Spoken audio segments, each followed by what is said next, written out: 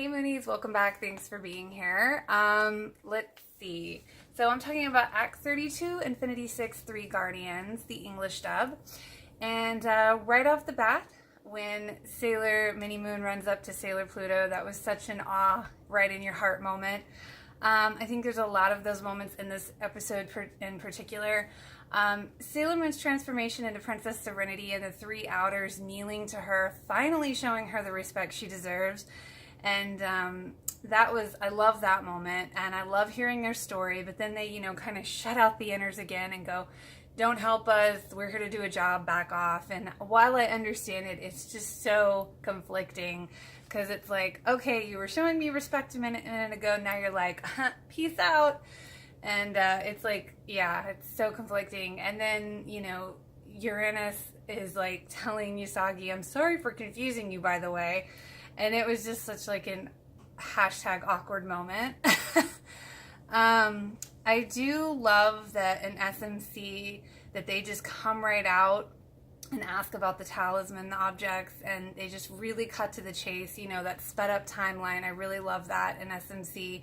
And I like that, Tux kind of, initiates that conversation. I like, that he's, of course, more relevant in SMC than I think he was in OSM. He definitely seems to have a better place. I've mentioned that many times before, but I like that it keeps getting reiterated.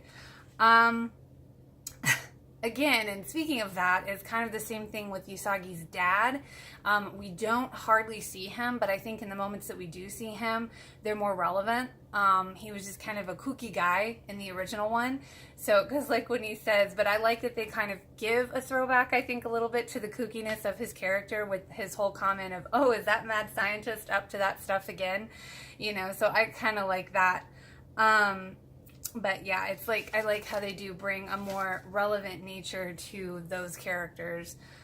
Even though we don't see her dad a lot, he's more relevant in my mind. And of course, Tux, we do see more, but he definitely has a more prominent role, I think. Or his role has been beefed up, I guess, in SMC than you could say he was in OSM. Even though those episodes were longer, the whole series was longer, but it's just kind of interesting how they've really worked with the time that they have in SMC. And it shows. Well, at least to me it shows. The moment of Chibiusa and Usa, when she's like asking her if she's okay with kind of going to see Houtaro again, that was such a very mature and kind of mother-daughter moment. Yep. Still hate the professor's voice. There's just no kookiness in it. Yeah, he's just too mean. I honestly feel like Master Pharaoh 90's voice in this episode changed a little.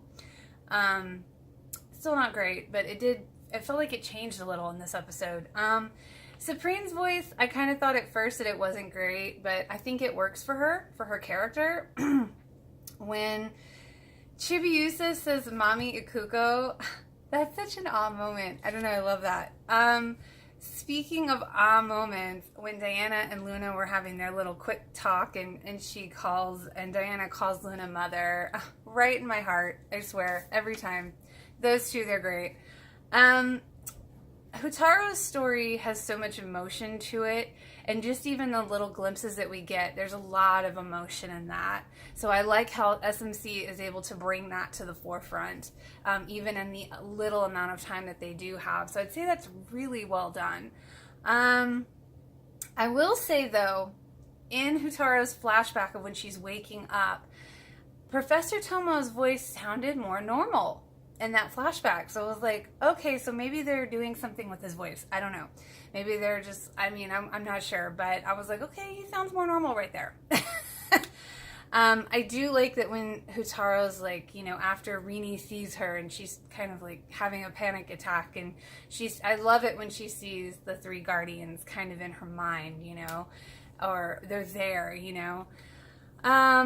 and I like that when Chibiusa's like running away and she's like stopping and she's trying to decide what she should do, and it just shows such a maturity again, which makes me really like the character more, because once again, I couldn't stand her in OSM. Supreme's attack was kind of funny to me on the rooftop because she's like, how did you manage to dodge my attack? Who are you? So that was just so funny. And then when the inners see them on the rooftop fighting, and I love Jupiter, she's like, they're on their own.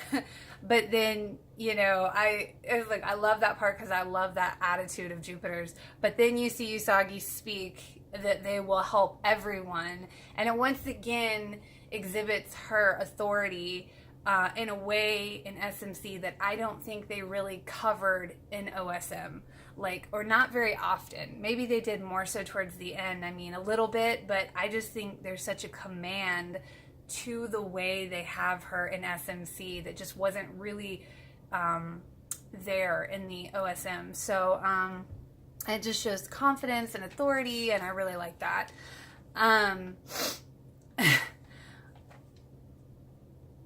Okay, so funny minute. I thought it was funny when Supreme knocks out Sailor Pluto, surprisingly, and then Mars comes to her rescue, and then, you know, Supreme mind controls them all to start fighting each other. I was like, I had a moment, I was like, huh, this is like the Sailor Moon version of like Cap and Iron Man going at it in Civil War. I was like, no. Was it Supreme and Patelu? Uh-oh, double trouble. Mini Moon tried, but you know, if Sailor Moon's attack isn't gonna work, I mean, really, do you think yours is? But you know, Jupiter attacking Mini Moon is always shocking. Right after that, when Jupiter attacks Mini Moon, is like, what? And then of course Sailor Moon and Mini Moon and Tax coming together, the royal family, hashtag royal family power. And the challenge, and then of course it ends, and we go into that ridiculously sugary, sweet, happy ending music, and it's like, once again, crazy cliffhanger, and very well done all around. And I hope you enjoyed. If you did, feel free to like and subscribe. Thanks for being here as always, Moonies. Have a great day.